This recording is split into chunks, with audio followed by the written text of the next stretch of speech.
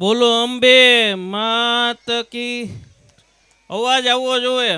બોલો અંબે માત કી. મોગલ માત કી. જય શ્રી રામ. હવે આજે હું અહીંયા મહેમાન નથી, અહીંના ભાણેજ છું. ખાસ કરીને કે બાપુના ચરણોમાં વંદન. ખાલી ટૂંકમાં કે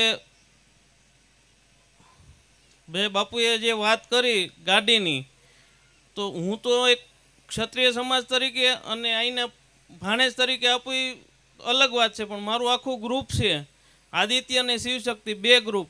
એમાં બાપુએ જે વાત કરી એમ કારડિયા સમાજ, પટેલ સમાજ અને પટેલમાં લેવા પટેલ અને કડવા પટેલ બંને ગ્રુપ. કે ભાઈ દિલથી મારી પહેલાં તો એમણે કીધું કે ના, એ જે તમે કાર્ય કરો છો એ સારું છે અને એમાં બધાની સંમતિ છે એમ. ટૂંકમાં મારી શરૂઆત જે ગણો એ અહીંથી જ છે. કે શરૂઆતમાં બાપુને પૂછવા આવ્યા હતા ત્યારે હું કંઈ માનતો નહીં. મમ્મીને બધાએ કે મિની બસ લેવી છે, તો બાપુ કે તારે ગાડી નથી લેવાની. અને પછી બેન્ટોનાઇટનું યુનિટ કર્યું. અને જ્યારે બિલ્ડિંગમાં બાપુના ભૂમિપૂજનમાં બાપુ પધારેલા ત્યારે બાપુએ કીધું હતું કે કુલદીપસિંહ, તમે ને તમારું ગ્રુપ ભાવનગરમાં ટોપ 10 બિલ્ડરમાં હશો. ત્યારે સપનું લાગતું હતું કે ભાઈ સાચું નહીં હોય, પણ છતાં બાપુના આશીર્વાદ અને બાપુના એ શબ્દ માં અંબાજીએ સાંભળી લીધા અને અત્યારે એ સાર્થક બની ગયા છે. હવે સંતોની કૃપા એ અલગ વાત છે. તમે સારા હોવા એ જરૂરી છે, એટલું જ તમે આદર્શ વ્યક્તિ હોવા જરૂર છે. જો આદર્શ બનાવે એ સંતોના આશીર્વાદથી ન જ બને. સારા તો હર કોઈ, પણ એમાં એક વધારાનો સંતનો આશીર્વાદ આવી જાય તો જ આદર્શ તમે બની શકો. ખાલી નાનકડું એવું એક્ઝામ્પલ આપીએ આપણે કે કોઈ એમ કે મારું આ કામ કરવાનું છે અને એની હારે ગયા હોય કલેક્ટર ઓફિસમાં અને અધિક કલેક્ટર સાહેબને મળવાને એનું કામ કરીને આવીએ તો એ તમે સારા થયા. પણ ત્યાં તમે માવા છોડીને માવાની પિચકારી અને સાનિધ્યમાં મારો તો તમે આદર્શ નથી થયા. તો જેમ આદર્શ અમને બાપુના આશીર્વાદથી બન્યા છીએ, જે કંઈ અમે છીએ એ બાપુના પૂજ્ય બાપુ અને મા મોગલના આશીર્વાદથી આ સ્ટેજે અમે આગળ પહોંચ્યા છીએ. અને બાપુને ક્ષણોમાં વંદન કરીને કહીએ છીએ કે મારે અને મારા આખા ગ્રુપ ઉપર આપની અમે હંમેશા ઊભી રહે અને ગમે એ સત્કાર્ય કરે એમ આજે બધાની સાક્ષીમાં કહું છું કે બાપુ ખાલી ઈશારો કરે ને અમારું હું નહીં, મારું આખું ગ્રુપ ઊભું રહેશે. અસ્તુ. જય માતાજી. આભાર કુલદીપભાઈ.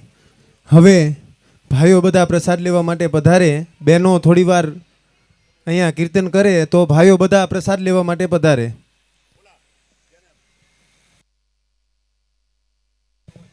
જે કોઈને સંતાન ન હોય એ લોકો અહીંયા પોથી પાસે આવે ફળ લેવા માટે. જે કોઈને દીકરા ન હોય અથવા દીકરીઓ હોય અને દીકરો ન હોય અથવા કોઈ સંતાન જ ન હોય એ વ્યક્તિઓ બહેનો અહીંયા આવે પોથી પાસે ફળ લેવા માટે.